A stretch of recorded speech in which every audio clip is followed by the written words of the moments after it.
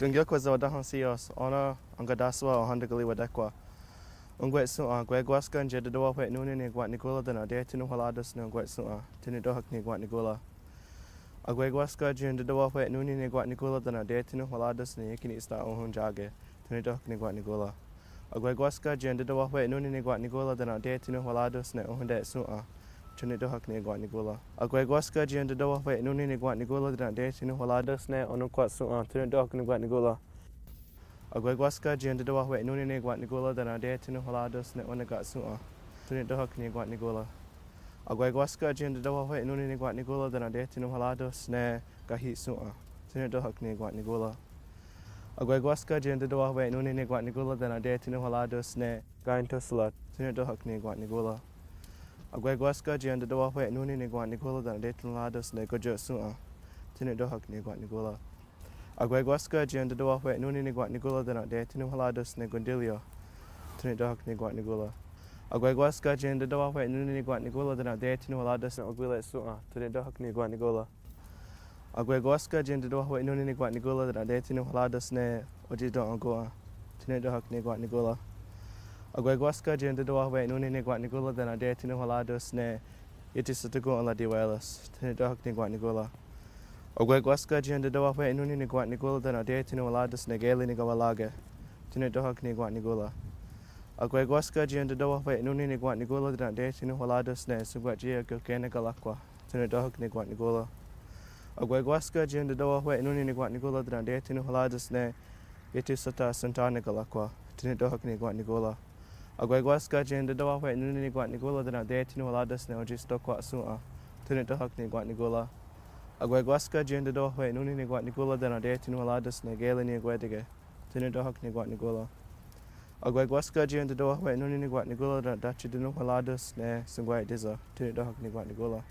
Ona wat gali wahodungo nuwani dizlada dogat tena zike nigoha nizigi aizoda sundala aizawasa, tinidohak ni gwat nigula.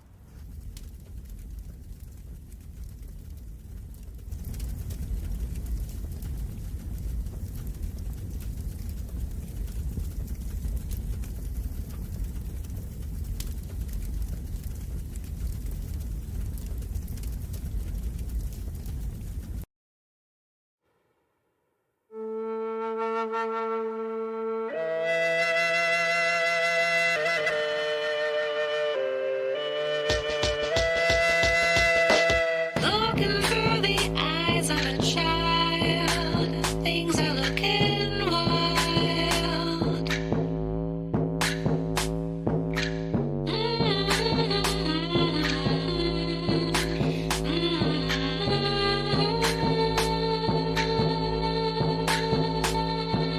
I'm looking through the eyes of a child, and things look wild. See, I just don't understand. What are we doing to this land? What are we doing to each other, to our sisters and our brothers? Can someone please explain so this all makes sense to my brain? Because I'm grown to see what I see, and what I see is what I'll read. Why are we being so unkind? Hatred is just twisting my mind. All the big people fighting, the little people frightened, fighting in the house and fighting on the news. Woke up in the morning, and mama's got a bruise. Looking through the eyes of a child, things are looking wild, things are looking wild. I'm looking through the eyes of a child, things are looking wild, things are looking wild. I'm looking through the eyes of a child, things are looking wild, things are looking wild. I'm looking through the eyes of a child, things are looking wild. Looking through the eyes of a child.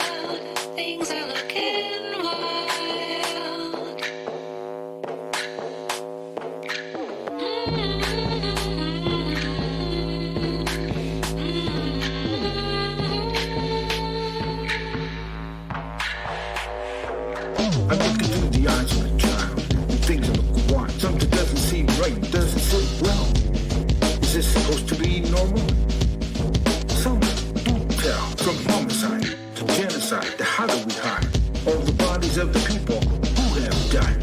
And what if I'm gay? What if I'm black? What if I'm a Jew? What about that?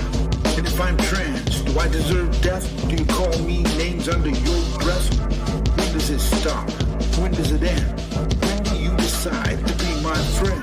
When do we put down our guns, put down our knives?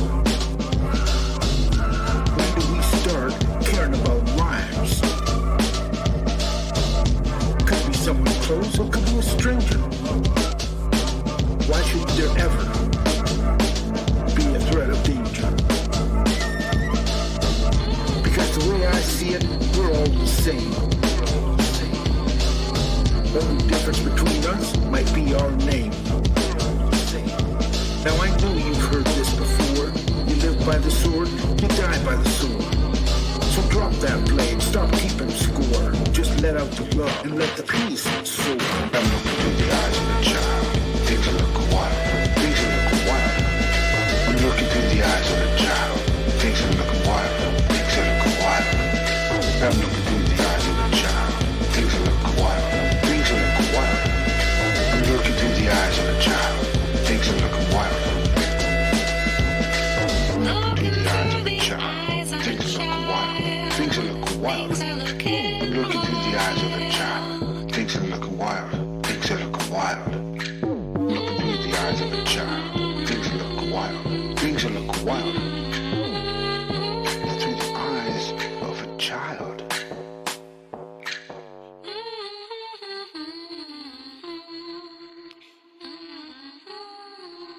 Through the eyes of a child. Siguli swagwag.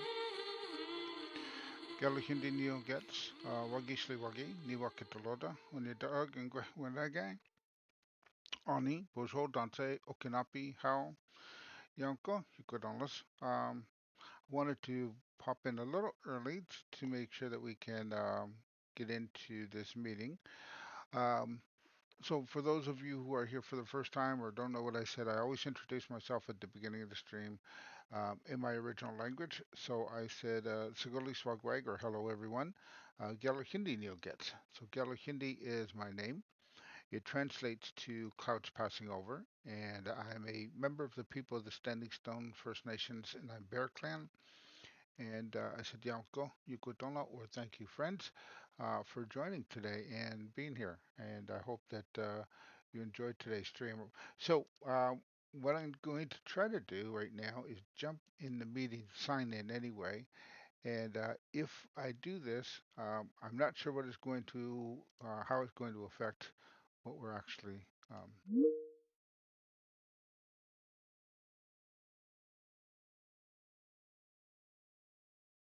When the meeting starts, we'll let you.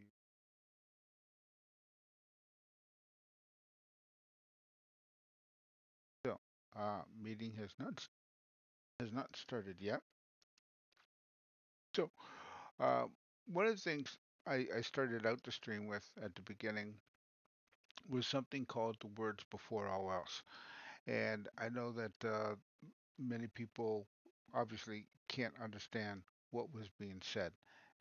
And because it was done in the Mohawk language, and in the Mohawk language, the Mohawk are the ones who actually started this this tradition, which dates back a long a long time. And but they started this tradition of um, taking a moment before we get together and do meetings to express our thanks for everything that is provided to us by Mother Earth. So it's also known as the Thanksgiving address. And so, for those of you who don't understand Mohawk, I will try to um, get a translation here for you so that you can know what we're saying. So, what we essentially do is try to take a moment to um, acknowledge our place in the world and the natural world because uh, we are relatives to all things from the animals to the water creatures, the air creatures, uh, to the plant world. Um, and so, as such, Without one, n- everything goes out of bounds and we would not be able to survive. So we always have to be thankful for everything um, that we're related to. So we be thankful to all of our relatives and we treat them as such. And so the words before all else allows us a moment to kind of reflect on our place. And so uh, this is kind of what the general idea of it is so I'll read an English translation of the words before all else. So we bring our minds together as one to give thanks for the people gathered here, that everyone is at peace here where we live on earth now, so be it in our minds. Bring our minds together as one to give thanks for Mother Earth. She has given us everything we need to live in peace, so be it in our minds. We bring our minds together as one to give thanks for the food plants. They help us when we're hungry, so be it in our minds. We give, we bring thanks. Um, we bring our minds together as one to give thanks for fruits, especially the strawberry, the head of the berry family. So be it in our minds. We bring our minds together as one to give thanks for the grasses we use as food and some as medicine. So be it in our minds. We bring our minds together as one to give thanks for water, the rivers, the lakes, the oceans, and that clean water keeps running all over the earth. So be it in our minds. We bring our minds together as one to give thanks for the fish.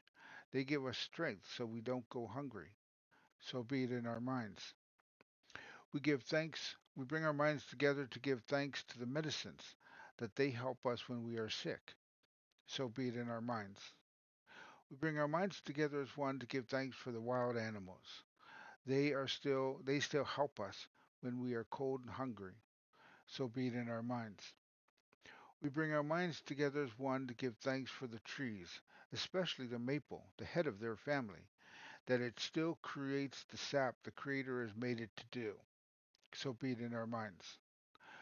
We bring our minds together as one to give thanks for the birds, that we still hear the nice singing that they bring, especially the head of the bird family, the eagle.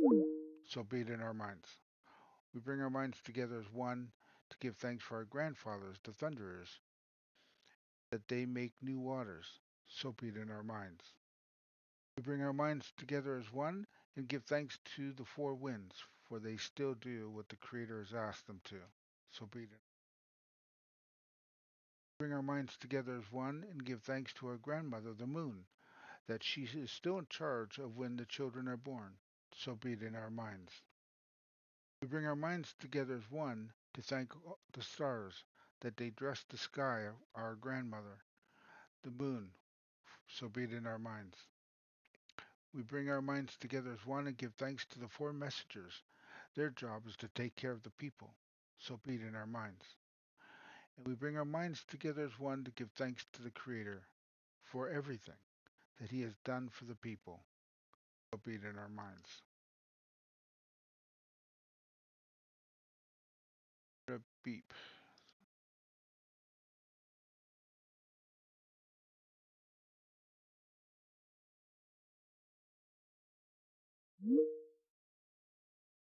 Another spot to go this Oh, yeah. morning. Yeah. That's okay. Like, I was waiting, so like, Perfect. I'm glad you guys as are long as here. I'm not the one who's late, Of that's the main course. thing. Yeah, Yeah. yeah. Okay, so is everything going smoothly? It is. We got quite a few families signed up. We got about 4 or 5 families shown up. Our classrooms are just working on getting their children inside now from outside play, Oh, yeah. Okay. and sat down for Yeah. lunch. So Well, then other staff are gonna go help them with technology if they need help with anything. yeah. Okay, well, I'm here. Just let me know when you want me to. I want us to start. Yeah, Dan's in the other room, so he'll come in. perfect. I Okay. think probably 11:30 we could go ahead and start just because then Yeah. we Yeah. We won't keep you long. Are you able to see the songbook that's on my screen right now? Nope. Nope. Okay. I see, there's like, says Sohack Staff Hub, Okay. Sohack News and Announcements. All right. I will. I'm just gonna get the songbook on, and then we should Okay. be good.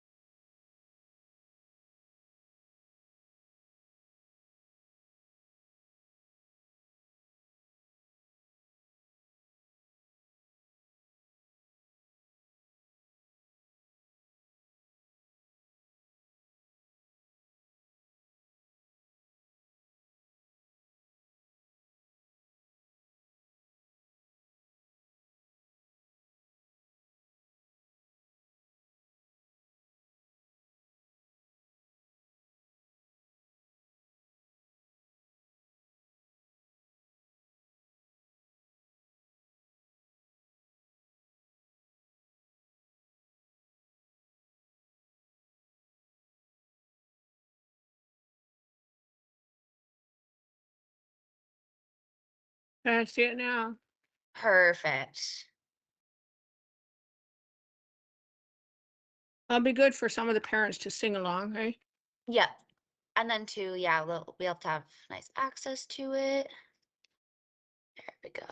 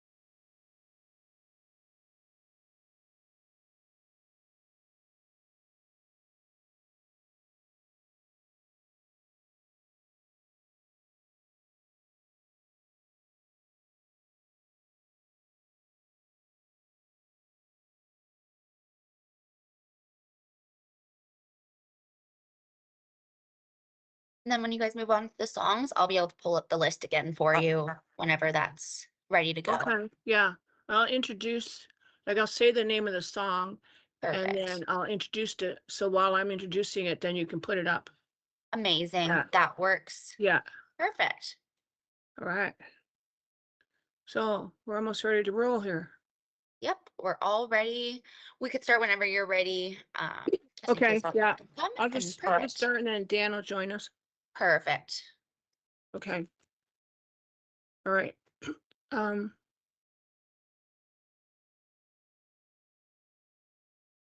where I come from, when we greet one another, we say Bonjour. So Bonjour. Asanyenas Kwe and Dejnakas Makwa Dodem Batchwanabe Dunjba. My spirit name is Shooting Star Woman. I am Bear Clan and I originally come from Batchwana Bay, Ontario, which is on beautiful Lake Superior.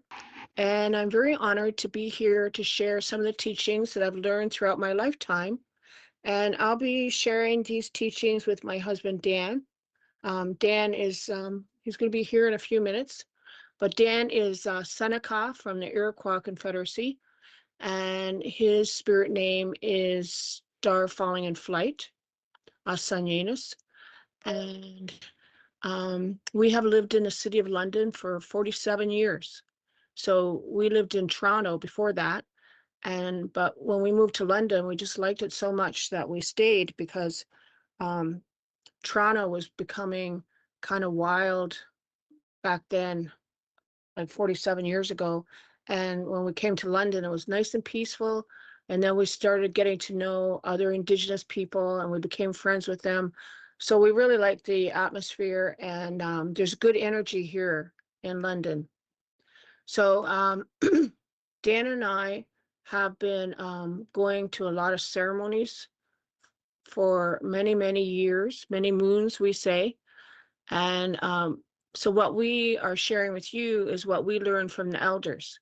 So the elders, the grandmothers and grandfathers, they shared teachings with us and they shared stories with us and they showed us um, how to behave when we were in ceremony, and they taught us how about the protocols, and they showed us everything we needed to know to survive in the traditional way. So our people, the Indigenous people, we have lived on Turtle Island since the beginning of time. So that's a long, long time. And our teachings have been around since the beginning of time. And we never had books or crayons or pens or pencils to write. We always told our story, or we told the young ones, you know, this is how you do this. This is how you go hunting. So our people showed the younger generation how to do things. And so that's what Dan and I are doing is we're showing the younger generation how to have a smudging ceremony, how to speak for the water. Eventually we'll have like some berry ceremonies, and that's always fun because I love berries, don't you? Where I was growing up in Batchwana Bay, we had berries all the time. So pretty soon we're going to have the strawberries. They are the first fruit that is ready for us to eat. So everybody just loves strawberries. And the strawberries, we were told that the strawberries came from the Sky Woman. So the creation story says that Sky Woman was up in the sky and she was looking down on the earth to see what she could see. So she was leaning way over, looking, trying to see what she could see, and she could see water, a whole bunch of water. So she was leaning way over and then she ended up falling. So she started falling to the ground. So she was way, way up there, like way up where the stars are and past where the moon is. You know where the Milky Way is? You've seen that, the Milky Way, right? A lot of people have seen it, and you can go out at night, and if it's good conditions, like at around a new moon time, you can see the Milky Way, and that's where our people come from. So the sky woman, she fell and she was like plummeting to earth. But while she was falling, the animals on the earth said, we have to help this woman because she's going to die if she falls and she doesn't have anybody to help. So the animals had a meeting and they said, well, the deer said, well, I'll let her have, she can use my skin to make clothing for herself, and she can use the meat that I have on my body to sustain herself, so she can cook that deer meat, and so she'll be able to live. And all the animals came forward and said that they would all help this lady. So when the sky woman came, um, everybody had helped, and they had to dive to the bottom of the water to get some land. And they had several attempts, and the only one that was successful at doing it was the muskrat. So the muskrat had that soil in his hand when he came up to the top of the water, and so that soil was placed on the back of the turtle because the turtle said he wanted to help too. So when the soil was placed on the turtle's back, it expanded and expanded and grew, and all kinds of trees formed and appeared, and there was all kinds of animal life and bird life, and there was swimmers in the water. So the sky woman had a place to live. So when she got down here, people noticed that her hands were clenched. So in her right hand, she had the seeds for strawberries, and in her left hand, she had the seeds for tobacco. So she planted those seeds when she got here, and that's where the strawberries originate from. And that's why they taste so good, because they're from out of this world. And so we always have berries, strawberries or blueberries or raspberries or blackberries. We always have some kind of berries when we're having a ceremony. So when you go to a ceremony, you'll get used to seeing that there's berries there. And there's certain ceremonies where they have berry ceremonies to help people who are in ceremony out fasting. So, but this is something we can explain more at another time, or when the time is right. So we always talk about the time. Now, a lot of times when we get up, we have to pay attention to the clock because that's the way society is. You have to be at certain places at certain time. When you're going to school, you have to be at school at 9 o'clock, right? That's when the bell rings. And so you stay in school until 3 or 3:30, depending what school you go to. And then after that, you can go home. So everything is regimented by the clock. So our people, we have always done things by where the sun is setting in the sky. So that's how we can tell what time it is. And so we don't rush around saying, oh my gosh, I have to have this done by 4 o'clock, because there's no concept of 4 o'clock to us. Well, we just have to get it done. And when it's done, then that's the time that it's ready. So that's something that some of the elders call Indian time. So that means that when the medicine is ready, when the feast food is ready, when the elders are ready, when the tobacco ties are ready, that means that's when we begin. So that is how our people are. But because we live in a society that is mainly colonialist, we go by the clock because everybody goes by the clock. So we also have a lot of songs in our ceremonies. And I love to sing, and Dan loves to sing. And Dan's just coming down the hall right now, so he's going to come and join me. Come on in, Dan.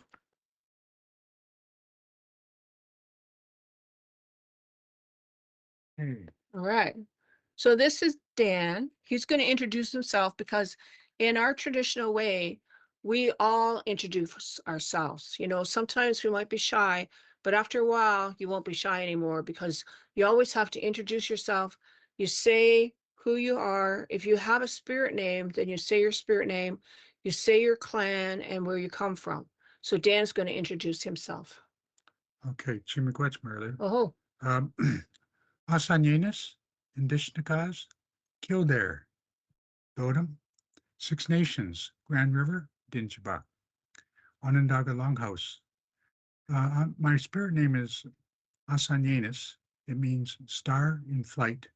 It was given to me in the Seneca language, and it was a ceremony that was done during the midwinter ceremonies in the Onondaga Longhouse on Six Nations Grand River territory, where I lived, where I lived at the time. And my name came actually from my own grandmother. The keeper of the names. See, in our tradition, names belong to the living. So whenever a person who's living passes on to the spirit world, their name will continue to remain amongst the living.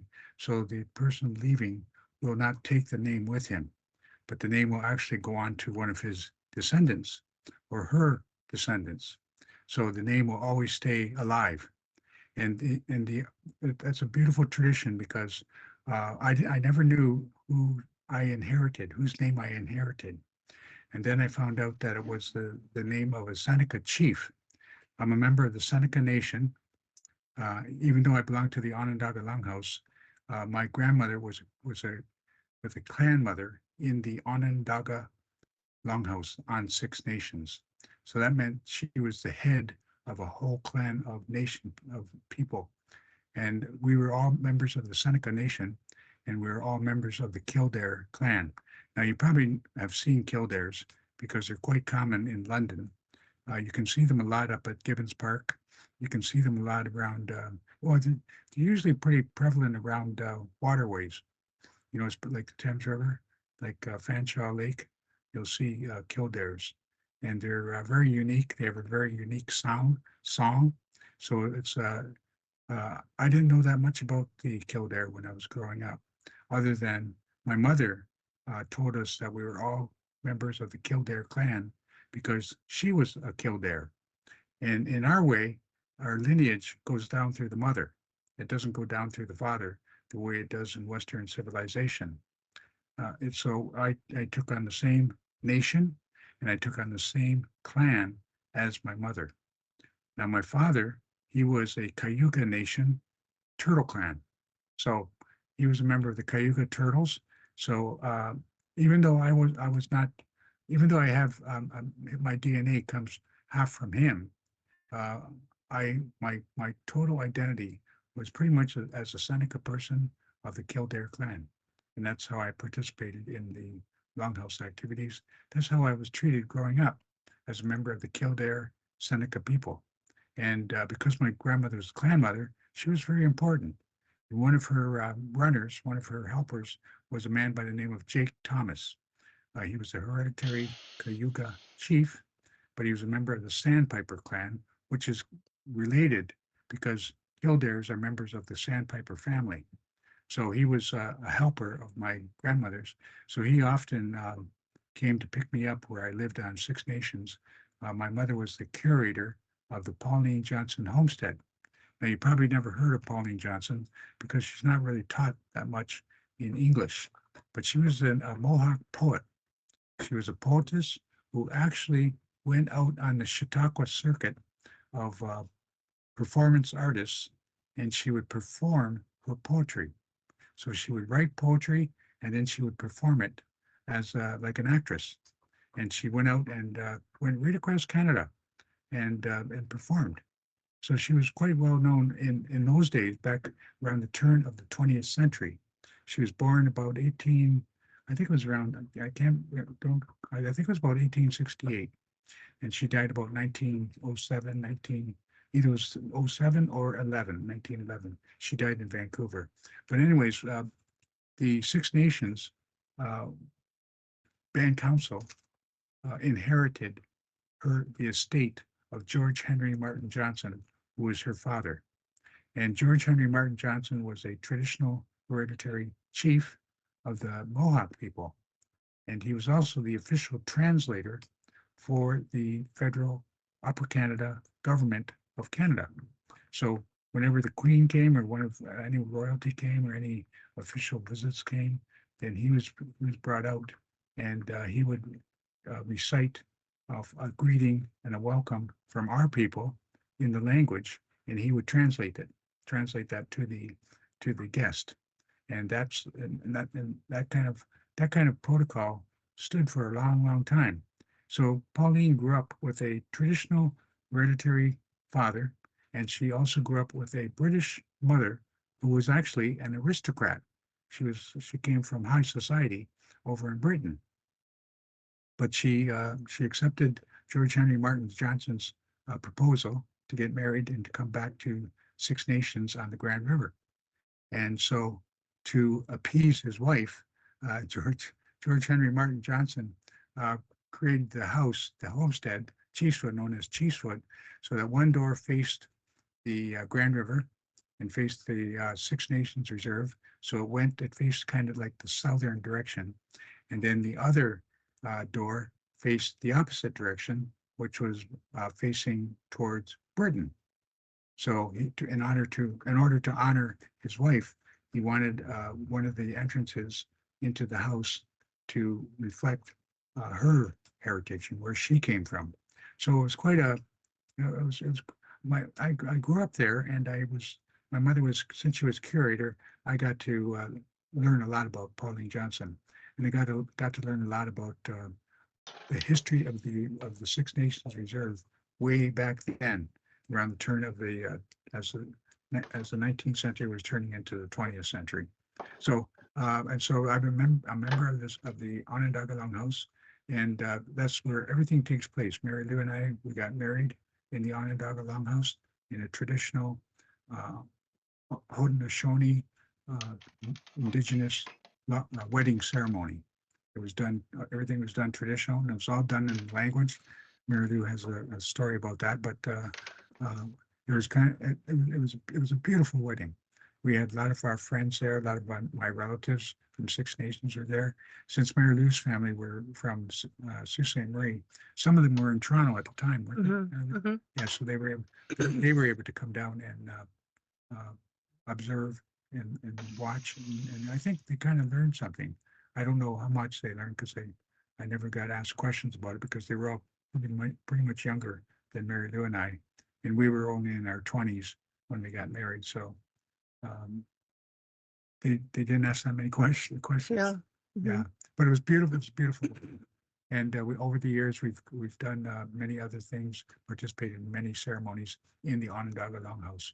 Like pretty soon we'll be celebrating the Strawberry Moon, which is coming up June 21st. June 21st. Yeah. June 21st.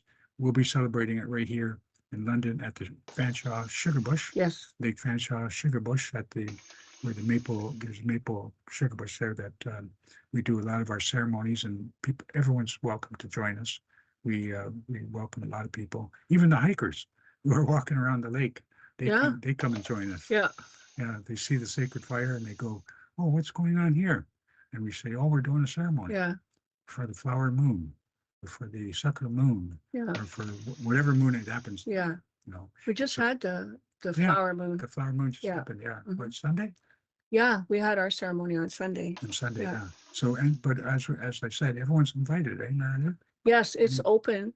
You can come, bring your parents or your grandparents. Yeah, and they And- like it too. Yeah. Yeah. We just have a sacred fire, and we all get around the sacred fire. There's places to sit around, there's benches.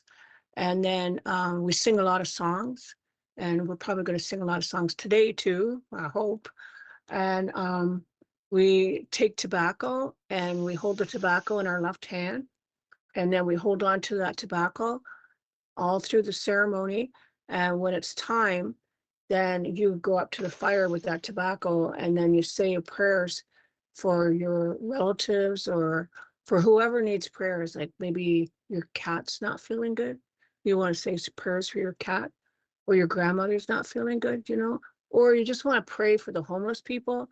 You don't have to pray for anybody or anything specific, but it's important that we continue with what our relatives have done for thousands of years, and that is that we give thanks. We give thanks to the Creator for giving us this beautiful life, for giving us the air, the water, Mother Earth to live on, Sun. And so Dan, he comes from the Iroquois Confederacy, and he always says this prayer called the Thanksgiving Address. So we're going to say that prayer, or he's going to say that prayer. But first, I'm going to light up our smudge. So we have this smudge. We have abalone shell. It's just a little one. This is one we carry around when we go visiting people. And I have in the shell, I have 2 kinds of sage, but not the kind of sage you put in a turkey. Okay. We have this hard sage that comes from California. Dan's sister picks it. Her and her husband go out in the desert. They pick it and dry it, and then they mail it up to us. And the other sage is a soft sage they call prairie sage. What we're using comes from Minnesota. And I picked it when I was at a fast there a few years back. And so we use those 2 kinds of sage. Then we also have a medicine called bear root that a lot of people, elders use it in ceremonies. And then we have another medicine called copal. So copal comes from the Mayan people, which is down at the bottom of Yucatan. yeah, at Yucatan Peninsula. It's at the bottom of the United States. So the Mayan people have these copal trees, and the copal leaks a liquid out similar to our maple trees. So when that liquid leaks out, it dries on the side of the tree, and then the Mayan people go and pick it, and then they use it for ceremony. So a friend of ours was at a ceremony with us way long ago, back last century, and he gave us some copal. He's Mayan, and so we've been using that ever since. So when you smell our smudge, it's pretty unique smelling. So I'm going to just make a little bit of burning smoke here, because we want to purify ourselves and we want to have good energy, but we don't want to set the smoke detector off. Okay. So we always have to be careful, especially using lighters and matches. We always have to be really careful with that, because you can get burned really easy, and having a burn is no fun. So, like if it's a bad burn, you might have to go to the hospital. So it's better to not get burned at all. So you should always have your parents' permission, or even have them supervise if you're going to light up a smudge. I don't know. Or maybe it's something you should be waiting to do for when you're a little older, maybe when you're a teenager. So this is our smudge, and this helps purify us, and this helps us feel better. And it smells so nice that you have a better outlook on life. You always say something about you have better thoughts, Yeah. you have better vision, Yeah. better hearing. Yeah. We put it over our head, so we have good thoughts. We put it over our eyes, so we see good things. We put it over our mouth, so good words come out. And we put it over our heart, so we have good feelings. Now, I tried putting it over my nose so things smell better, but that didn't work. So, but you can smudge whatever you want. So we're going to sing a song before Dan says the Thanksgiving address. And this is one of my favorite songs. It's called the Water Song. We always speak for the water when we're in ceremony. We have this little copper cup that we bring with us because it's compact and it fits in a little bag. Then I don't have to carry too much, but I have some nice big copper cups here at home that we also use depending. If we were going to a fasting ceremony and we're going to be in camp for a week or two, I would bring the big cups. But because we're just going someplace for an hour or so, I just bring a little cup just because it makes it a little easier. So water is the lifeblood of our mother, the earth. From the time we're conceived, we're in our mom's belly, and that water protects us as we grow and develop. And when it's time for us to come out into the world, the water breaks. And from that time on, we need pure, clean water to survive. Women are in harmony with the water, and women are also in harmony with the moon. Every 28 days, the moon shows her face, and every 28 days, a woman has a purification cycle. So we always get together and just take a couple hours to go and sit by the fire and say our prayers and, just have some fun and sharing with our friends. Because when you go to ceremonies a lot, you see the same people, and so you became friends with them. And so we do this all the time. So we always speak for the water because the water can't speak for herself. So we have to defend the water. And that's why women walk around lakes and rivers singing songs and carrying a bucket of water to raise awareness about the importance of our water. So if you're hearing about a water walk, then you should go and support them and go there and learn more about the water. So this is the water song, and it's you can see it on the screen. Gotta open it up. The zipper. You can see it on the screen. We wrote it down phonetically, so to make it easier for people to be able to sing along. So once you sing this song a few times, you will memorize it, and you'll be able to sing it without having to have the piece of paper. Okay.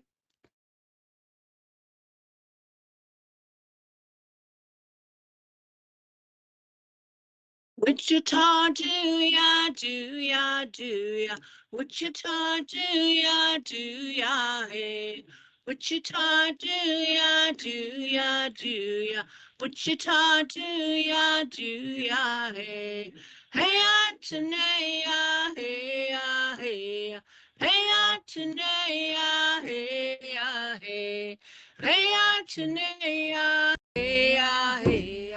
Hey, Atenea, hey, hey. Now that's easy, right? So everybody try. Wichita, do ya,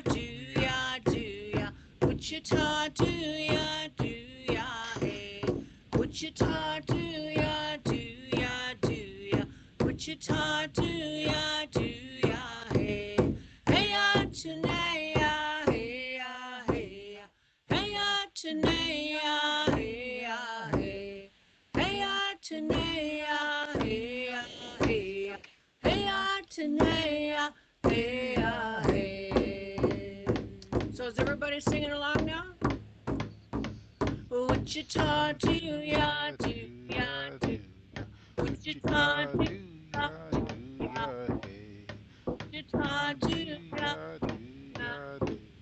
Wichita, do ya, hey. hey, Atenea, Hey ya, hey ya, hey ya, Shania, hey ya, hey. hey, Atenea, hey, hey, hey, Atenea, Shania, hey ya, hey.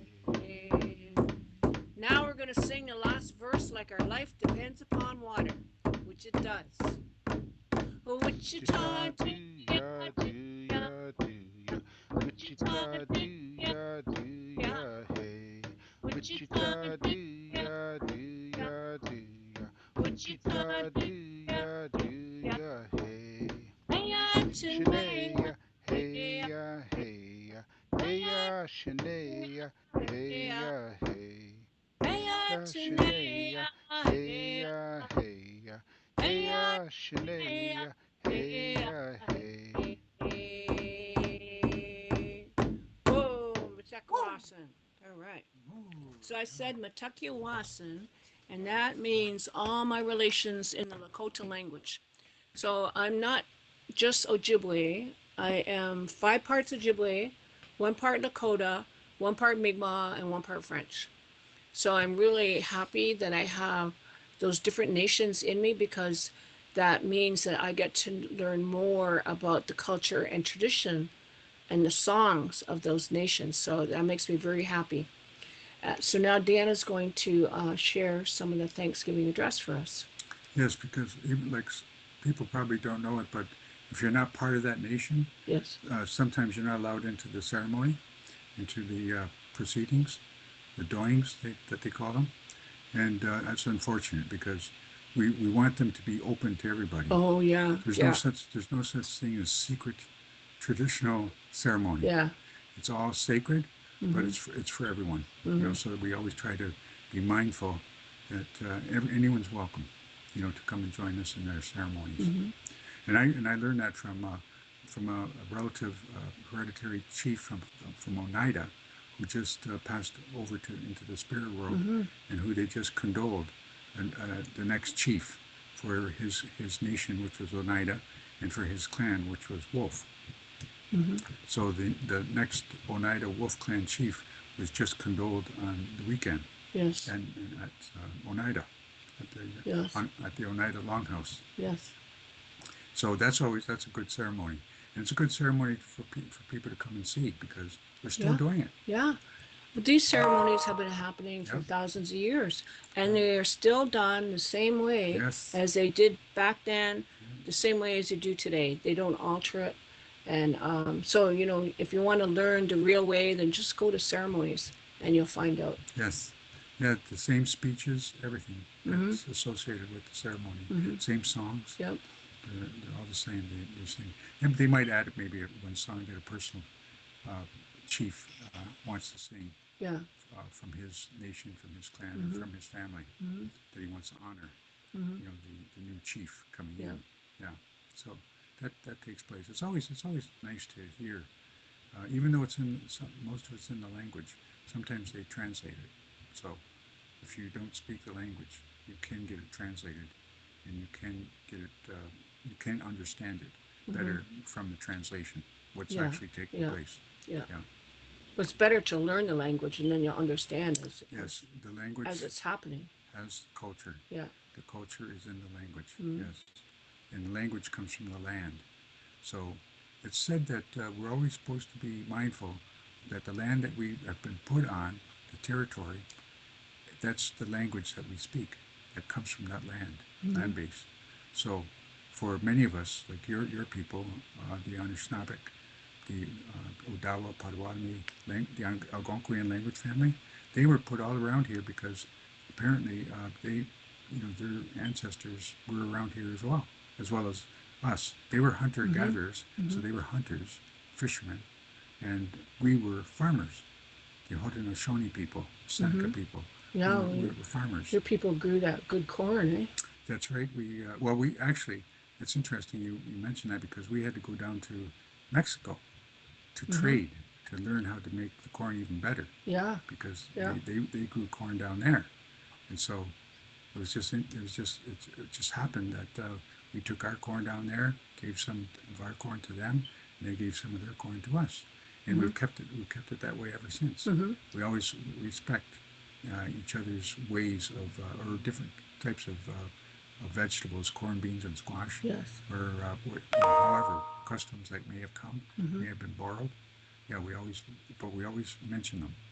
We don't say that this is ours. This is the way we do it, because it might not come from us. It might come from, say, in this case, the Mayan people. So it's good to always have that respect Yes. for Yes. all of our relatives. Yes, we still do. We still do, even in the cities. Like Mary Lou and I, we met in Toronto, Yes. and I was working at the Native Canadian Center of Toronto, and you were a singer. Yes, I still am a singer. Yeah, I'm Yep. sorry. That's right. You Yeah. are. You corrected me. I'm glad you did. Yeah, you still do sing, both Yeah. contemporary and Yeah. traditional. Yes. Just like what you just sang. Yes. Yeah, and you're still doing it. Yeah, so that's a beautiful gift that you've been given.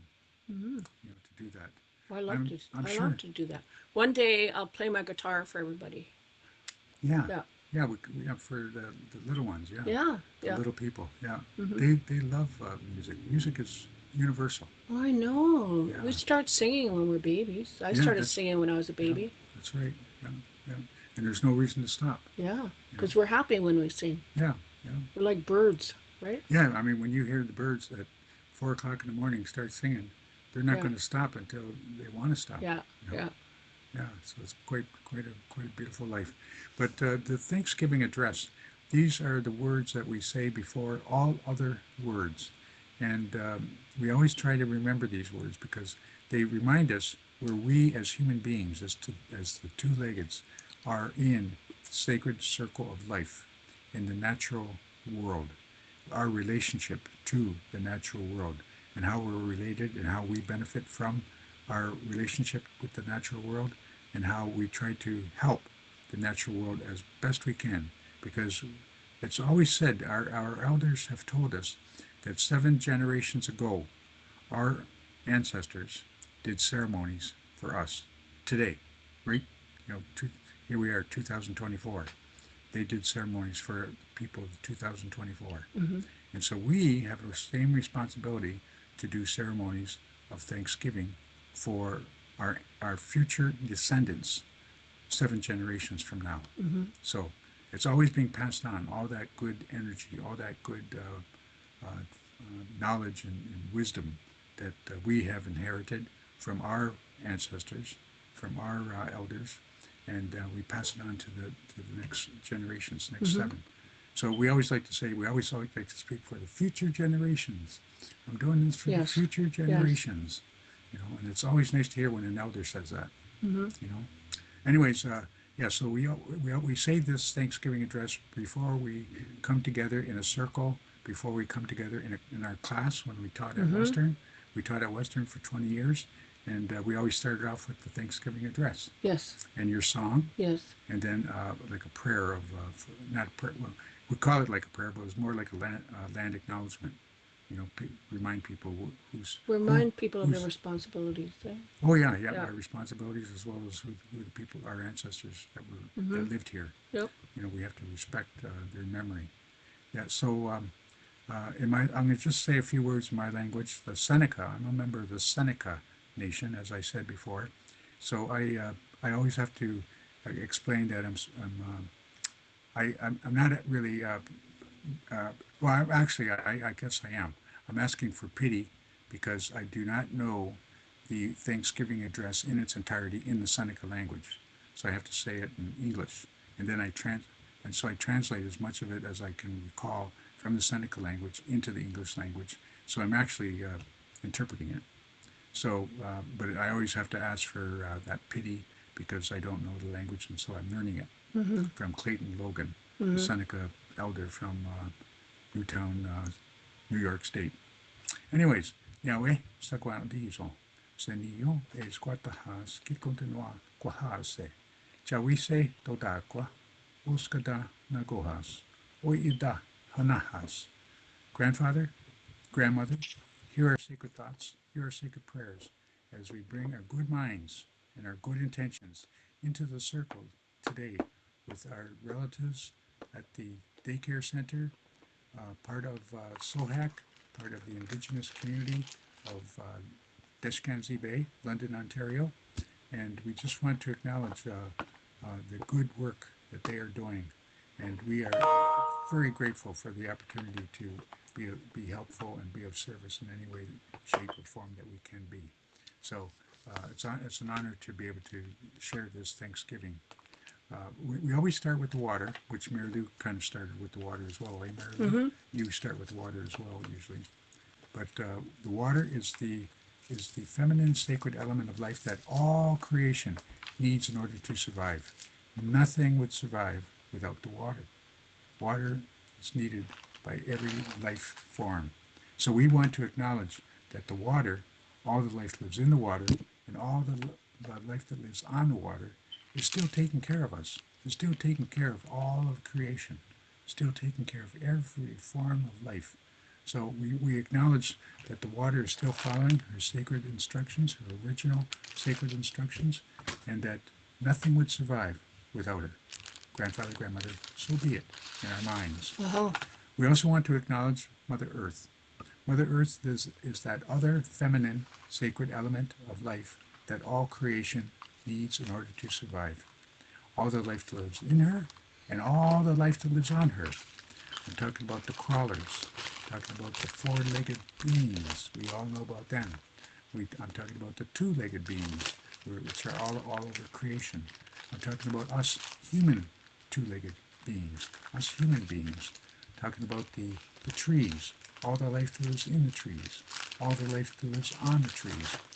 Talking about the rocks, the minerals. They are very important to our way of life. I also want to mention the plants, the medicines, because these forms of life help us to survive. Again, all this is a life support system that continues to take care of our Mother the Earth, and that our Mother the Earth continues to take care of this life support system. So it's a relationship of reciprocity. One help you, one is helping the other, and the other is helping each other. So that relationship is all throughout nature. We always say that there's this law of opposites that also work in tandem with each other, like male female. You know, we wouldn't be able to have a future generation without male female coming together and becoming whole. And when we become whole, we conceive and we make future generations. And that's the purpose of that is so that we keep the people alive with our knowledge, our wisdom, our songs, our ceremonies, our speeches, so that they will continue to carry that into the future. We were put here with those songs, those ceremonies, our language, so that we would always remember our our, our responsibility with the natural world. Like Mary Lou said, everything in nature, everything in the natural world has a song. One of our elders, Bruce Elijah, talks about some song carriers have a repertoire of over hundreds of songs because they know all the songs for all these different forms of life that they've learned over their lifetime. So that's a lot of songs to be a song carrier, and that's something that like children have got the greatest minds that are like a sponge. They just absorb it, and it's beautiful that right there at the daycare center, you probably witness it, how they remember things, and they remember it, and maybe I don't know how they associate it, but they remember it, and they can remind us. Oh, you forgot about this, because I'm always being reminded by young people whenever I do the Thanksgiving address, because I always tell them, try to remember everything that I'm saying, because if you can't, that's okay. You can't remember everything all the time, but if you can remember it most of the time, that's good. But people may remind you of what you may have forgotten, and that's okay. They're helping you. So you accept that in the spirit of which they're offering it to you. So we always remind ourselves that these songs, everything that is in this life support system continues to work, continues to help, and it's all working together, and it's all helping each other, and that relationship of reciprocity will always continue as long as we pass it on, and pass it on in a way that we teach our future generations to always sing those songs, always say those good words of thanksgiving, of welcome. Each and every day we should be getting up with the sun and saying, thank you, Creator. Thank you, Sagwan Diso. Thank you, Gijemenado, for another day. And I want to learn whatever it is that you want to teach me. I'm here to be taught. I'm here to learn, to become a better human being. That's my purpose, is to be the best human being that I can possibly be. And if that means being a good helper, then I'm going to be a good helper. That's what I want to do with my life. And for many years, both Mary Lou and I have been doing that, and we're still doing it. And I believe it's the greatest service we can have in our communities, is to be good helpers. Yes, yes. So I just want to acknowledge Mother Earth, and that she's the other feminine sacred element of life, that she's still following her sacred instructions, and nothing would survive without her. Grandfather, grandmother, so be it, in our minds. We also want to acknowledge our Father Sky, who represents the air. Well, Father Sky breathes that breath of life, that air, into all creation.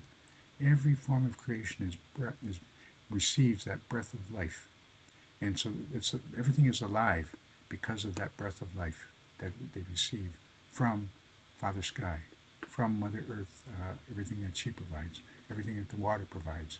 So we want to acknowledge, Grandfather, Grandmother, that we are still receiving from the natural world that which we need in order to survive.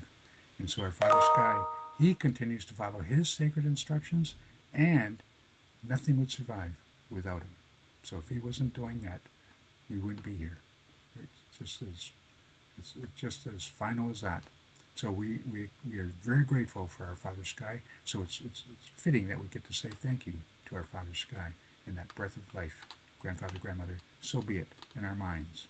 We also want to acknowledge our eldest brother, the sun, who represents fire. Mary Lee, you mentioned fire. Fire, very sacred element of life that all creation needs in order to survive. And we want to acknowledge how we still respect fire, and we still treat fire as a living human element of energy that performs this this element of fire because we need it in order to survive. Every day, our eldest brother rises in the eastern door, travels across the sky, travels across the sky to the western door. And when he does, he shows his face to us at some point. And when he does, he provides us with heat and he provides us with light. And we need that heat and we need that light in order to survive. So we always want to acknowledge grandfather, grandmother, that our eldest brother, the sun, is still following his sacred instructions because nothing would survive without him. Grandfather, grandmother, so be it in our minds. We also want to acknowledge our grandmother moon, Meridia, you were talking about. Mm-hmm. Nothing would survive without our grandmother moon. She looks after all female life. She shows her face every 28 days. And when she does, she provides medicine for all the female life. In fact, most female life have a 28-day cycle themselves, which makes them very powerful on that during their cycle of purification. When they go through that, they're very powerful. So their medicine is so powerful, it's more powerful than some of our own medicines that we get from Mother Earth, like some of those medicines like sage, sweetgrass, tobacco, cedar. So we sometimes their medicine can upset the balance of that medicine. So we just say that we understand that women on their moon time are very, very powerful, and we know that their medicine is very, very powerful. So and it continues to be because Grandmother Moon is still looking after them, is still taking care of them. And we also acknowledge that the water of Mother Earth is actually through the gravitational pull of the moon is coming up from the bottom of the oceans, of the lakes, of the bays. It's coming up from the seas, coming up from the bottom to the top, to the surface, and the water from the surface goes down to the bottom. So the water, when it goes through that kind of cycle, it's actually being purified. It's being cleansed. So our grandmother moon takes care of the water every 28 days. So that's what we call the tidal motion of the water, the tides. Every day there are tides, and those tides are part of that process of purifying the water, purification of the water, the lifeblood of Mother Earth. And the moon also, nothing would survive without her because she's still following her sacred instructions, grandfather, grandmother, so be it, in our minds. We also want to acknowledge the stars, the star relatives. Whenever we have those blackouts, it's really nice to be able to watch and look up at the sky, eh? Oh, yeah. Because you can see the stars. Yeah, so They're bright. so beautifully bright and illuminating because we can't see them otherwise during the rest of the year because of the city lights. Yeah. The yeah. illumination. Yeah. The illumination distorts the fire. I mean, most of them are bodies of molten rock and what have you. That wherever they come from, they could be a meteor. That's again just rock. That's aflame. But Yeah. that is all what we see when we look up at the sky. We can see meteors moving, meteor showers. We can see comets. We can see all kinds of the sky world. Mm-hmm. And yet we have people in our communities who can still read the stars. And the stars tell them the way that they configure themselves up in the sky. They can tell those people what our farming season is our harvest is going to be like each year, or about our hunt, because they know that we depend upon the hunt. They know that we depend upon the harvest. in Yeah, order for to our survive. food. Yes. Yeah. So, and our Mother Earth provides that for us. So the stars are very important for us to Yes. have a good relationship with and to always be in tune with. Unfortunately, a lot of us have lost that knowledge system as well, but we're still getting it back, eh? Yeah, there's more and more people Yes. coming forward who know that knowledge and they're sharing it. Yes. So if you get an opportunity to go and listen to somebody who knows about the star knowledge, Like the Iroquois people still use it for Right. when Yeah. they're doing the midwinter ceremonies. Yes. So there's an alignment with the Big Dipper North and Star. aligns with North the Star. North Star, Yeah. and then it has to be 5 days after the new moon, and then that's when it's time to do the midwinter ceremony. So the indigenous people of Turtle Island have always done ceremonies like that, but because of residential school, we had to um, be assimilated, and we had Forego.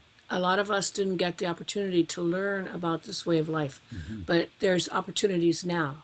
So if you find a place where you can go, where there's going to be teachings, go and learn, because this is part of your heritage. It's in your blood, in your DNA. Yes, we just had an experience out at Cold Street, Yes, just outside of London. What's that? it's a Quaker. Yeah, I guess a Quaker community, and they had brought in a girl from Oneida. Oneida, Aga, Samantha Dockstader. Samantha Dockstader, Yeah. and she did teachings on the stars, star knowledge, and boy, I'll tell you, it was a mind opener. You know, everything she was telling us, Yeah. and how we're all touched by stardust Yeah. because we come from the stars. Yeah. I mean, look at our creation story. Anishinaabe means man lowered from the sky.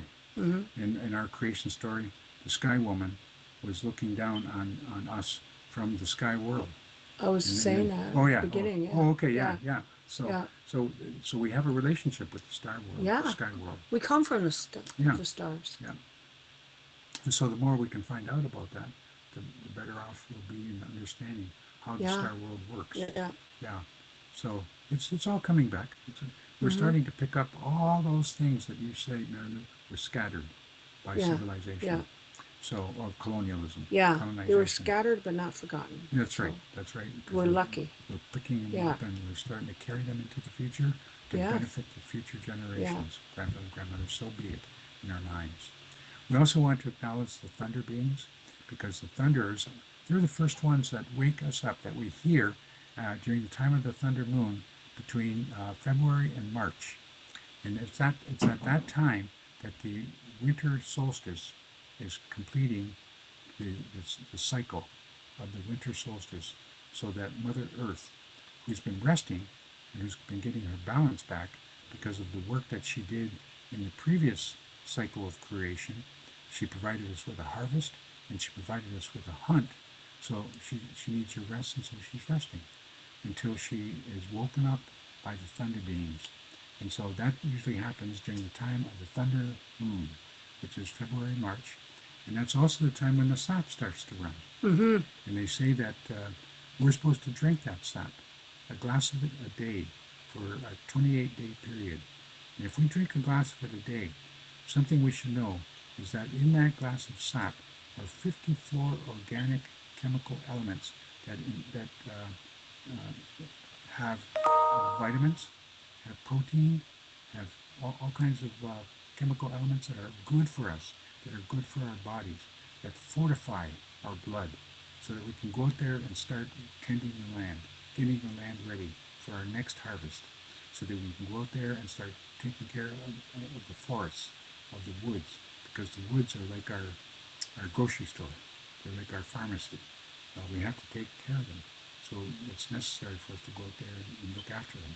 So when we have that fortified blood from the maple sap, and we're stronger, and we're able to go out there and do the necessary work that's required to make the woods powerful medicine places of being, and also to make our grounds, our fields, good places for a harvest. So as long as we tend them the way that we've been taught by our elders, the chances are that those woods are still going to come back with the same good energy, good food, good hunting, gathering sources of life that we all need. And for us farmers, all the corn, beans, and squash that we need in order to have a good diet and a good food source to put away for the winter time. So we want to acknowledge grandfather, grandmother, that the thunder beings, their job during the summertime, during the autumn time, is to bring the purifying rains that cleanse Mother Earth, purifies Mother Earth, cleans her, and gives her a drink, because everything needs a drink. And so that's what the thunder beings make sure that all creation has. So they have a very important responsibility. So we want to just give thanks and give greetings that the thunderers are still following their sacred instructions, because nothing would survive without them. Grandfather, grandmother, so be it in our minds. We also want to acknowledge the autumn time, because the autumn time is when the thunder beings have pretty much done their work, and it's time for them to go back home to the western door, and we have ceremonies for them, usually in our longhouses, in our service provider agencies here in the city of Dashcan Bay, London, city of London, or in our roundhouses, or in our lodges.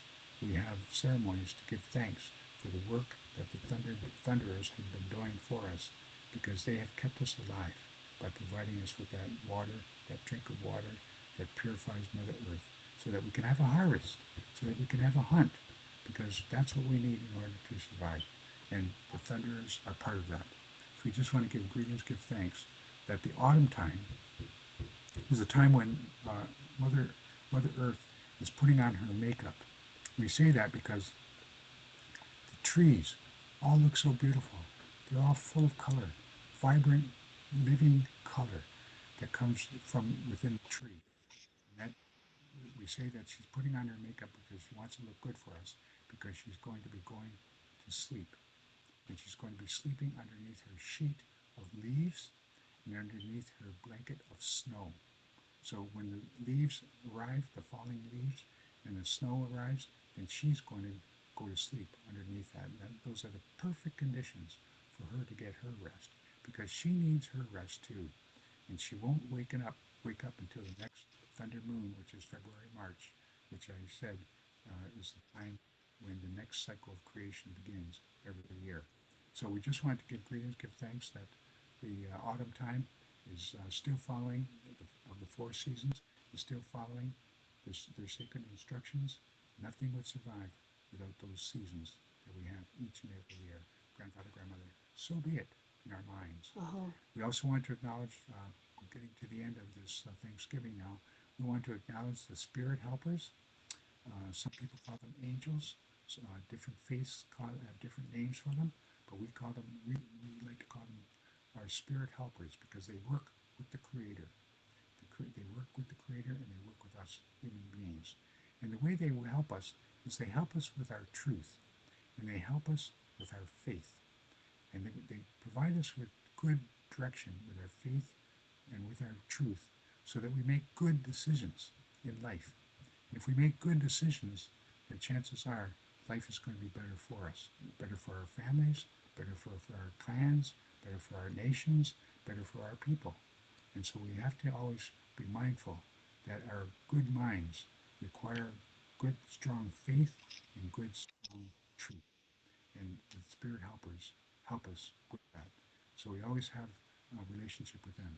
Also, grandfather, grandmother, we want to acknowledge the Creator. The Creator has put us here in order so that we will always be mindful that if we want any form of life, which I may have forgotten some, but any form of life to come back, replenish itself, repopulate itself, and to come back and help us to survive, then we have a lot to be grateful for, because the Creator did that for us. And we give thanks. And we do ceremony, because the Creator said, if you want to continue this to continue, all these forms of life to continue the way you've been taught to give thanks, then just give thanks each and every year. Do it wherever you have to do it, in your longhouse, in your roundhouse, in your lodge, in your homes, in your agencies in town. Just do them, and you will see the benefits of conducting those ceremonies of Thanksgiving and giving thanks. And those forms of life will continue to come back. They will come back in each and every year. So I just want to say that in the spirit of our ancestors, those young people, those young minds, I know they've heard me, but they may not know the words that I use to describe them, but they get the feeling of how life will always continue if they have a good mind. if they have good thoughts Yes. and they have Yes. good faith. So, Yes. in the spirit of our ancestors, all my relations, Daneto, hi hi. Oh my gosh, Matakiwasan. So we have run out of time. So we'll try to sing more songs next time Okay, around the June Strawberry Moon. okay, But right now we're going to close with this prayer called the Native American Prayer, okay. and it is said by the Lakota people. O O Great Great Spirit, Spirit, whose whose voice voice I I hear hear in in the the winds, wind, and and whose whose breath breath gives gives life life to to all all the the world, world, hear hear me. me. I I come come before before you, you, one one of of your your children. children. I I am am small small and and weak. weak. I I need need your your strength strength and and wisdom. wisdom. Let Let me me walk walk in in beauty, beauty and and make make my my eyes eyes ever ever behold behold the the red red and and purple purple sunset. sunset. Make Make my my hands hands respect respect the the things things you you have have made, made, my my ears ears sharp sharp to to hear hear your your voice. voice. Make Make me me wise wise that that I I may may know know the the things things you you have have taught taught my my people, people, the the lessons lessons you you have have hidden hidden in in every every leaf leaf and and rock. rock. I I seek seek strength strength not not to to be be superior superior to to my my brothers brothers and and sisters, sisters, but but to to be be able able to to fight fight my my greatest greatest enemy, enemy, myself. myself. Make Make me me ever ever ready ready to to come come to to you you with with clean clean hands hands and and straight straight eyes, eyes, so so that that when when life life fades fades as as a the fading fading sunset, sunset, my my spirit spirit may may come come to to you you without without shame. shame. All my relations. Daneto. Hi hi. Oh my God, Chipatakwasa. Okay, we'll see y'all later, Yeah, okay? yeah. All right. Hope to see you soon. Onigiwahi. Tamapi. Which, yeah, we'll go. Oh, yes, Okay. yes. Tamapi, Quadman.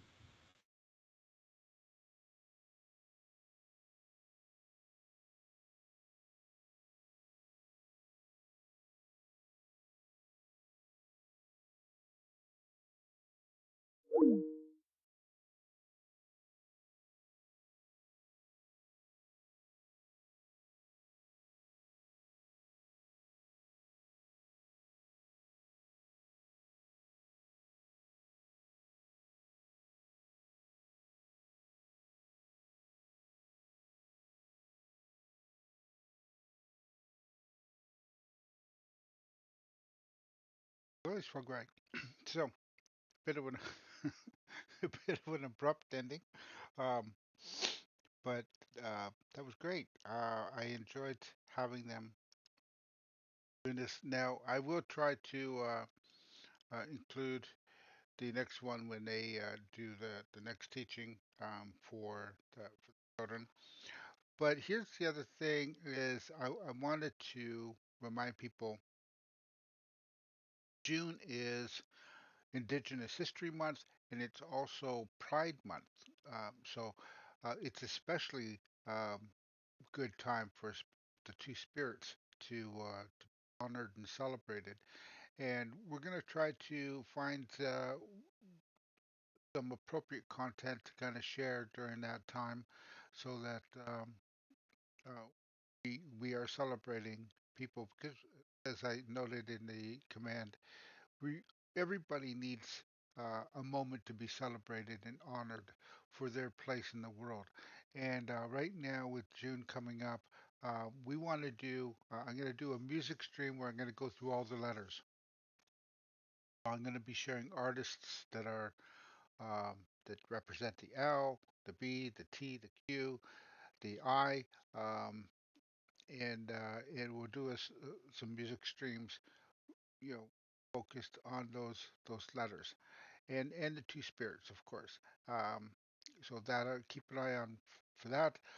I am going to try to get Dan and Mary Lou to actually come on my stream directly and um, and talk about the importance of Indigenous History Month, what it means, and what we should be, how we should be using it. Way of doing this, educating and raising awareness. So there's one more thing I wanted to share before we go. They didn't talk about this during this particular session, but there's something that we call the seven sacred teachings or the seven grandfather teachings, which would, um, I think, almost all indigenous cultures on Turtle Island have a version of these teachings. And it's just because it's a way of living a good life and good rules to live by. So I'm going to share, and because this is a children's stream today, I'm going to share a rendition that was an elder who is telling the teachings, story of the teachings to to the to a young audience. So I'm going to again, let me see here, my mug off the screen here. We'll share this, and then we'll see where we want to go from there. So let me get my mug off the screen here. I think that you'll really appreciate these teachings and the way that they're told, because this elder's no longer with us, but he spent his life trying to educate people in a good way. So that's why it's so fitting to do this. Tens of thousands of years ago, the first peoples of Turtle Island, North America, were given a gift from the Creator, the 7 sacred laws. Represented by 7 animals, these teachings offer a special understanding of how we as people should live our lives on Mother Earth. Elders continue to share these teachings in their sacred lodges today. Ojo anin dine magnetuk. Nigani akin ane dishnikas kinyo dotem sagging donji anishina benda. My dear relatives, I want to welcome you to the Turtle Lodge. In this lodge we share ceremonies, we share teachings, and we share our identity as the first peoples. Not far from here is a very special place we call Manitowopi, which translates to where the Creator sits. Our sacred site of Manitowopi is acknowledged every time we say the name of the province of Manitoba. It's important because this is where our creation as a people began. In the beginning, there was only darkness and silence, but the sound of the Shishigwan, the sacred rattle, broke the silence. In the distance, a shining blue light appeared, and it descended upon Mother Earth from the sky world through a portal called Pagonegijik, the hole in the sky. And it landed on Manitowopi. This divine shining blue light is in each one of us. This is your spirit. The Anishinaabe people have gathered in this sacred place for thousands of years to have ceremony and to honor the spirit. One day, a young boy was brought to Manitowopi to fulfill a rite of passage, a vision quest. This is how a young boy became a man, by being initiated by the first woman, who we call Mother Earth. He fasted with no food or water for 4 days and 4 nights. Alone in the darkness, the young boy felt very afraid. As darkness fell, he would stay close to the sacred fire and wonder, why am I here? It was the final night. His eyes felt heavy. Comforted by the fire's warm glow, he drifted off to sleep. Suddenly, a strange sound snapped him awake.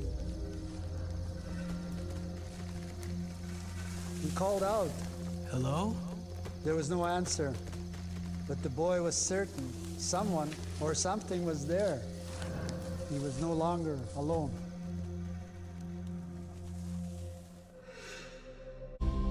During the vision quest ceremony, a boy must spend time alone on the land.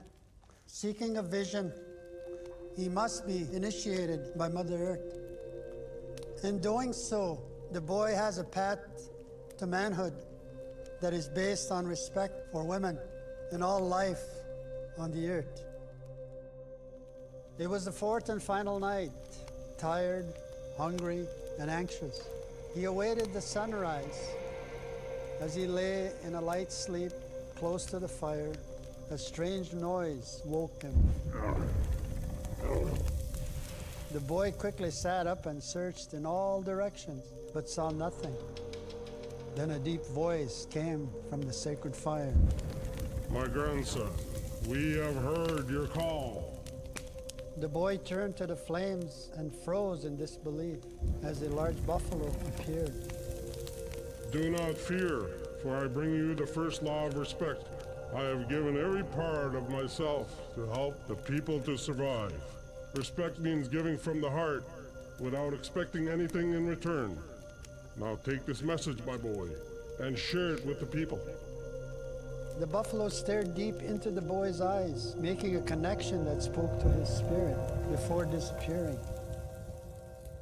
Mashkote Bijike, the grandfather buffalo, stands on guard to remind us of the law of respect.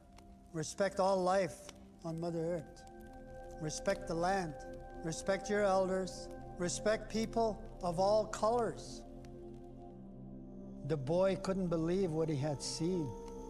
He sat in silence, thinking of the teaching shared by the buffalo. Suddenly, he was startled by a high-pitched screech. He looked to the dark sky and saw a large creature flying towards him.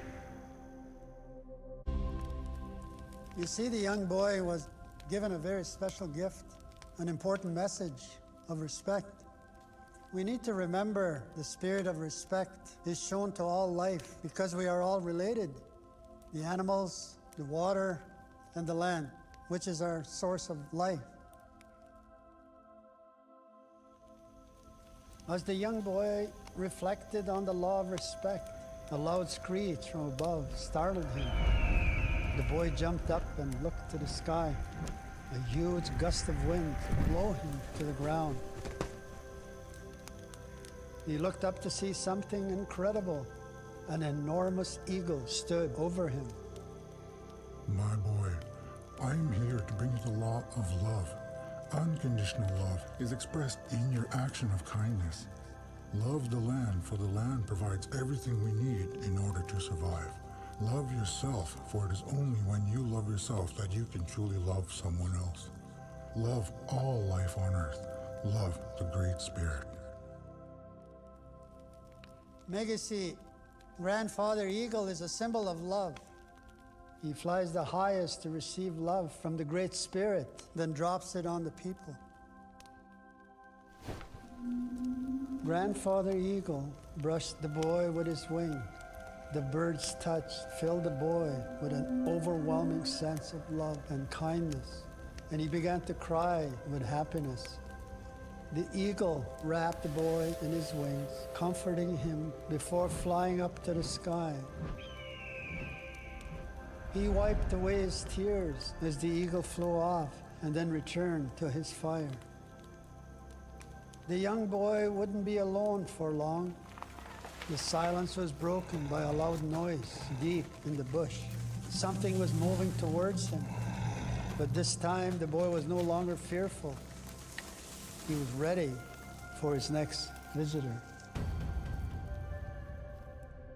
To feel true love is to know Gijemanidu, the Great Spirit. It is understood that one's first love must be Gijemanidu, our Creator.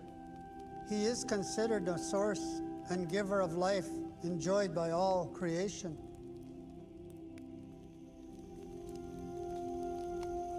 The young boy continued on his vision quest, feeling an overwhelming sense of love he received from Megasi, Grandfather Eagle. As he tended to the fire, he heard something in the forest. The crackling of branches and leaves gets louder and louder. He focused closely on the tree line and stepped closer to see what was there. From the bush, a giant grizzly bear appeared and approached the boy. Brave one, I bring you the law of courage. Always do the right thing that is expressed from your heart. Courage is to have strength to resist doing something you know isn't right. The first people learned the vision quest ceremony from watching the bear fast while sleeping in the winter months. Many Anishinaabe ceremonies involve fasting. It is a ceremony where people seek the spiritual strength to be courageous enough to live their vision and to have the courage to love oneself. The boy and the bear looked at each other in silence. A feeling of courage washed over the boy. Then the bear turned and disappeared into the dark forest. As the boy wandered back to the fire, a loud noise stopped him in his tracks. The treetops swayed all around him. Something big was thundering quickly towards him. Sometimes it takes a lot of courage to listen to your heart and to your spirit as it's telling you what to do, even when your mind tells you something else. We all need courage to do the right thing. After the bear left, the young boy was startled by a large noise. Something was stomping through the bush, and it was getting louder. The boy stood on guard as the treetops swayed. Whatever it was getting closer. Then silence. The only sound that the boy could hear was the sound of something breathing. Then he noticed a pair of eyes glowing in the darkness. Using all his courage, the boy stepped towards them. Slowly, a towering being covered in hair emerged from the bush. The boy froze as this massive human-like creature stood over him. Young man, I bring you the law of honesty. To be honest is to be someone who is trusted and who speaks with truth. To never lie and always be genuine. Say what you mean what you say, and always stay true to your values. Long ago, there was a giant called Kichisabe. You may know him as Bigfoot or Sasquatch. The Sabe teaches us to never lie or gossip. Be honest with yourself and others. Speak from your heart and be true to your word. The young boy, mesmerized by the words shared by the large being, held his heart as Sabe vanished into the darkness. On his way back to the fire, a soft whisper came from behind a fallen tree. You have a gift, young man. You must share it. The young boy quickly looked around, wondering where the soft voice came from. As he crept closer to the fallen tree, something scurried from behind him.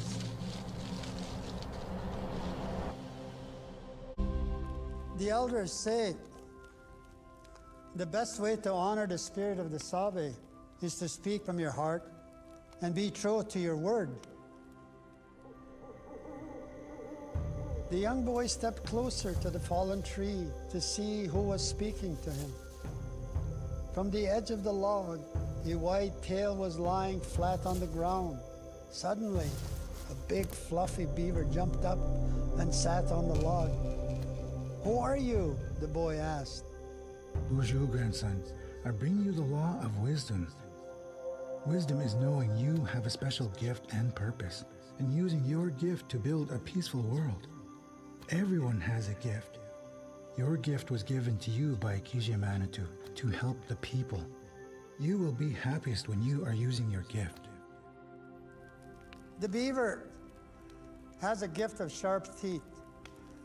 They use their gift to chew logs and build dams.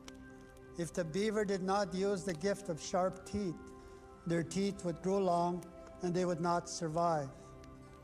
Just like the beaver, we need to use our gifts to fulfill our purpose and live a happy life. After the beaver shared his teaching of wisdom, he quickly scurried off into the forest. The boy laid next to the fire. He looked up to the sky and wondered, what is my purpose? Just then, a loud howl echoed like a crack of thunder from the sky.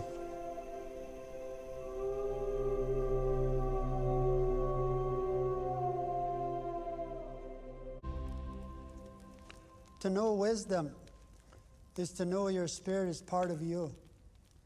It defines your identity, your gifts, and your purpose that help you serve humankind and Mother Earth. The boy was lying on the ground, watching the clouds as they passed by the moon, when suddenly he was startled. The boy jumped up and saw the silhouette of an animal sitting on a cliff. It leapt down the rocks and approached the boy. Right in front of him, a large timber wolf stepped out of the shadows and bowed his head. Bonjour. I bring you the law of humility. To know humility is to be humble and modest, and to know you are no more or less important than any other living being in this beautiful world. We all have been created equal. Think of others before you think of yourself, and be grateful for everything you have. Just like the wolf, practicing humbleness means always thinking of others before we think of ourselves. The wolf stepped back and let out another loud howl, bowed his head, and ran off into the darkness. The boy bowed his head to return the humbleness shared by the wolf. After receiving many visitors and teachings, the boy was feeling very tired. After preparing for bed, he lay silent, reflecting on all the important teachings he had just received. Before he could fall asleep, he began to hear a gentle voice chanting a soft melody. He sat up. Who could it be now?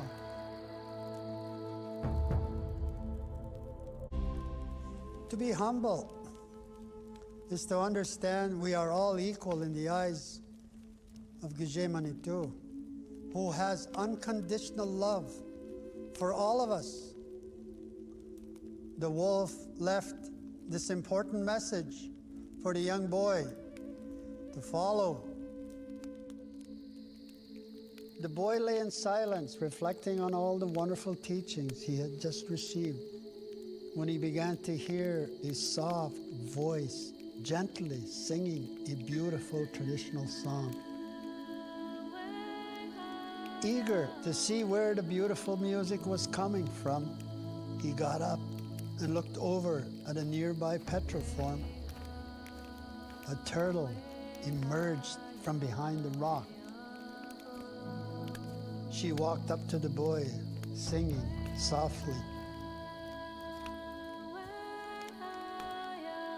After finishing her song, the turtle exhaled and smiled gently. Grandson, you have listened well, as each animal gave you their teachings. I am here to bring you the law of truth. To know truth is to live and walk with all the 7 sacred laws you have just learned. When the human beings walk these laws, then there will be peace.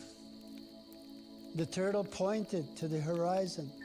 Off in the distance, the boy received a vision of the turtle petroform. Then it quickly morphed into the first woman petroform, and finally transformed into the face of an old woman smiling down on him. You have now been initiated by the first woman.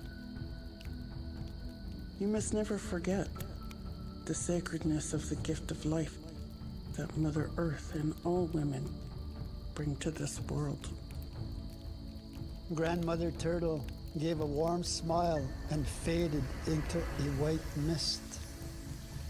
The boy smiled as tears rolled down his face.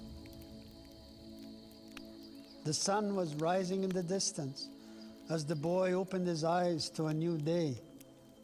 He had completed his vision quest. He gave thanks to Gajemanidu before making his way home to serve the people and to share these teachings with the world. Now you have begun your journey.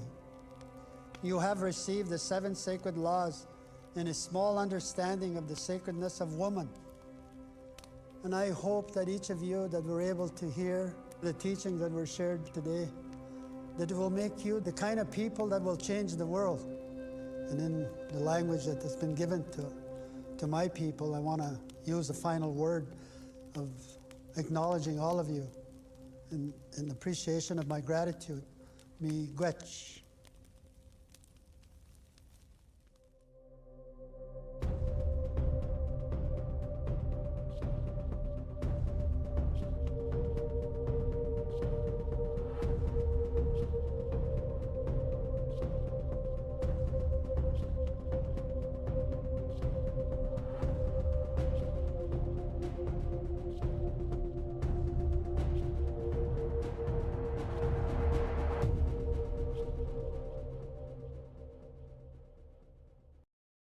Sigali, Swagwag, Galihindi Neo Get Swagi Sliwagi New Arkitolo.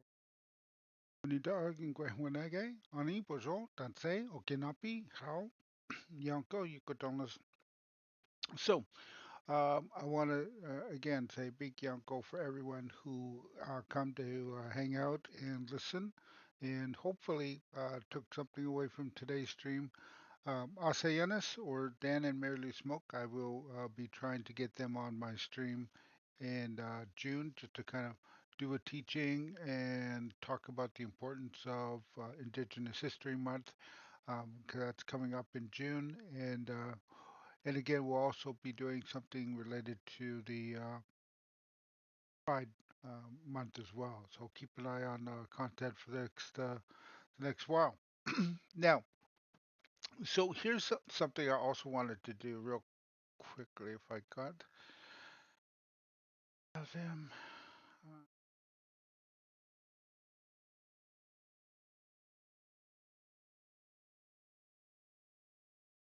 I want to say, Yonko, for the all the people. This is the end of the May, so we're basically this is the last stream of May. Um, I want to say a big Yonko to the people who've been supporting my stream all month. These are people who have gifted subs to the community. I appreciate their kindness and sharing, supporting the stream. Um, these are our people who cheered bits in our stream, and that's so appreciated too. And then these are the people who've been subbed here for forever. Now, keep in mind, this is not everybody that's in the stream, but it's certainly um, the people who have been here. Usually, the longest is the way that this list breaks down, and so it only gives me a certain number of people. But so anyone who's not on that list, be assured that we are grateful for your support as well. And I wanted to just big Yanko or big Migwech, or thank you for all the support. So because of that, so the other thing, and I never mentioned this actually, because I didn't want anyone to feel like they needed to subscribe to the channel, but I enabled the Plus program at the beginning of May just to kind of see where it would go, or far. And we got 66 points out of 100, and that's without ever mentioning it.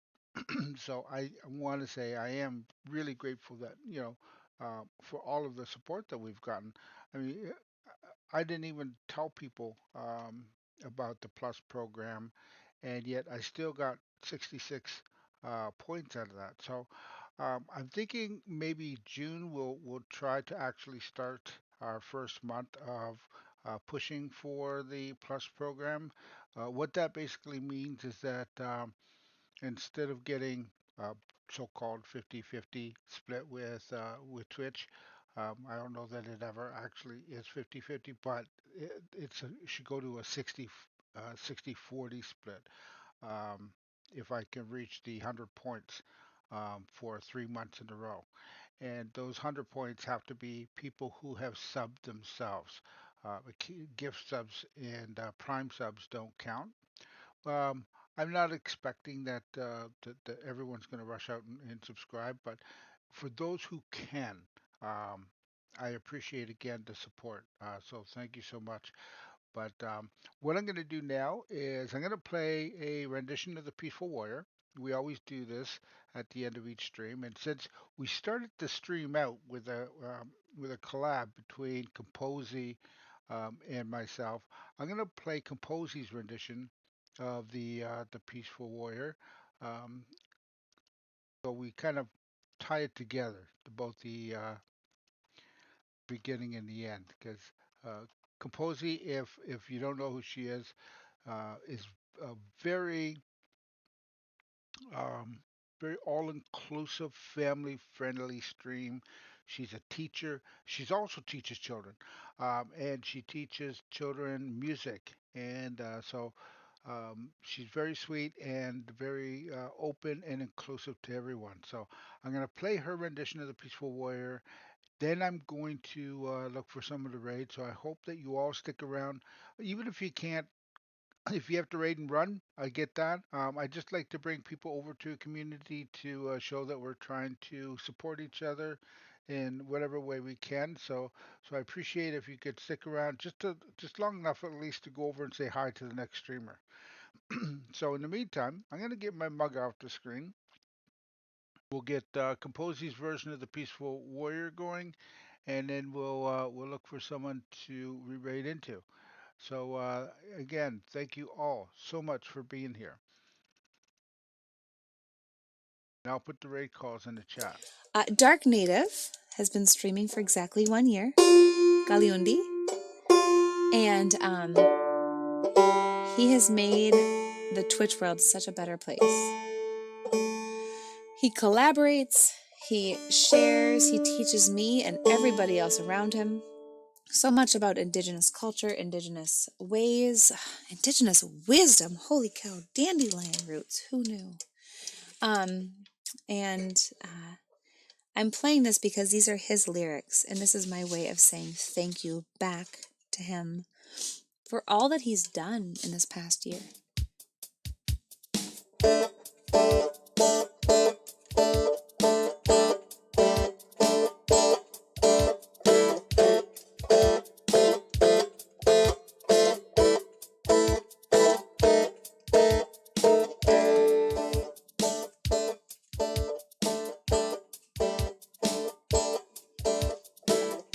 I'm feeling kind of crazy. Here goes. I'm feeling wild.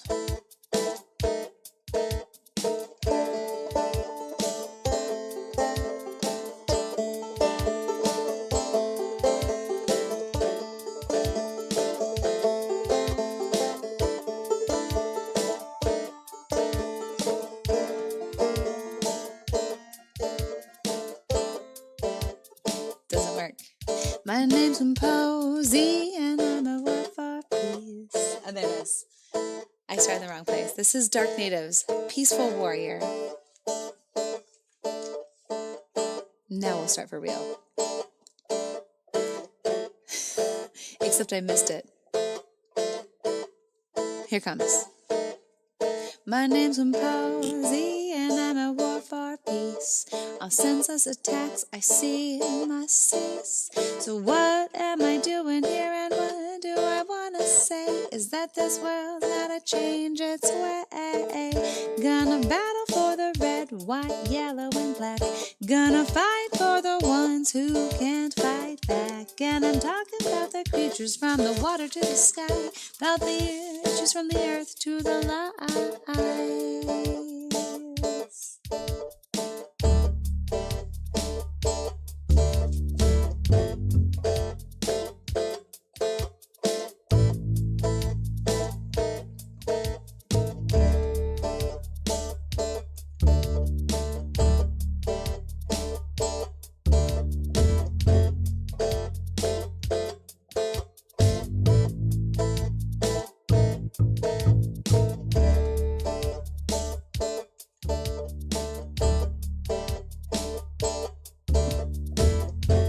like that. Kitty! I'm looping it tonight.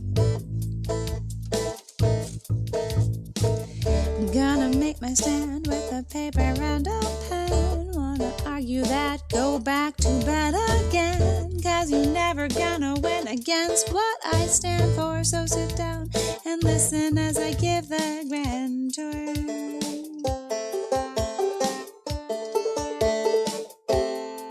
I'm gonna target corruption in our government, target the poison in our environment. I'm gonna target injustice to the people. I'm gonna hit every target or I won't keep still. I'm gonna battle the battle of all battles, shake up the cage until it rattles. 'Cause you're never gonna get rid of me, not until the problems of the world are cut at the knee.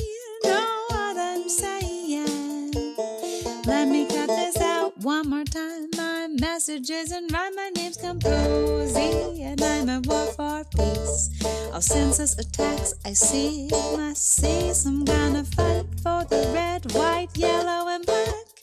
Fight for the ones who can't fight back. So let's keep passing round our information. Improve this planet through education. Somebody's got to make the people aware.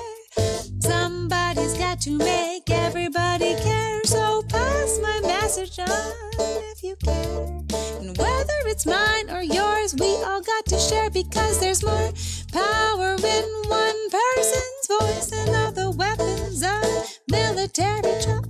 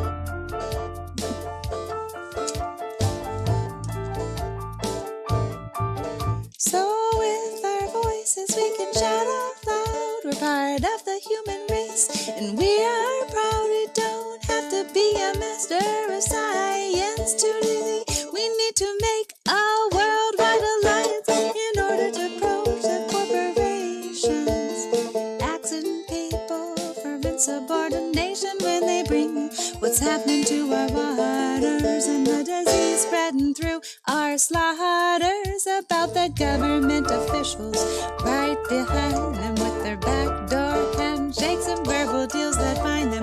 We've seen the world can be devastated through the actions of people with their minds of hatred. There's no getting through a war without losses. Lenin, King, and Gandhi are all symbolic crosses. Speakers of the past inspire speakers of the future. Try to heal the world with a metaphorical suture.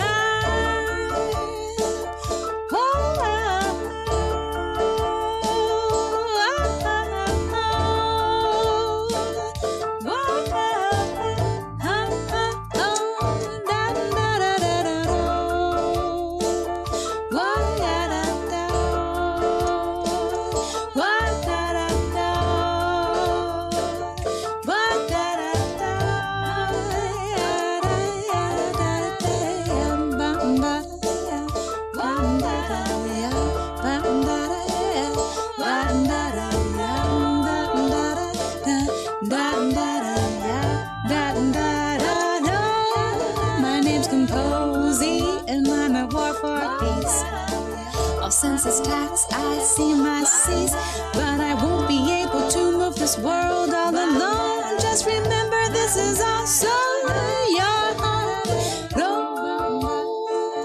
Da, da, da, da, da, da, da, da.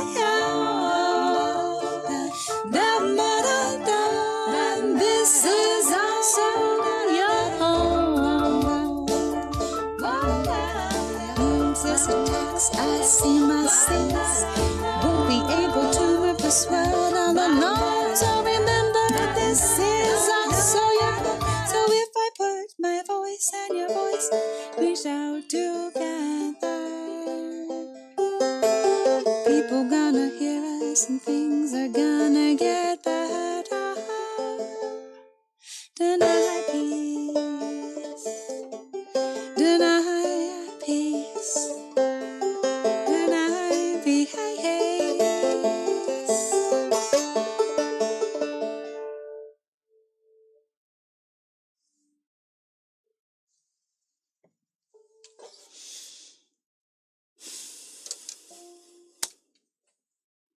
Dark, thank you for writing such powerful lyrics. And for trusting me with that one. It took me like, 6 months to get to a place where I feel like I could loop that, and that felt so powerful.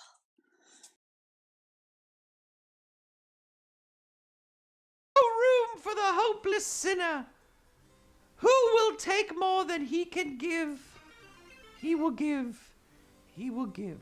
Whoa, Dark!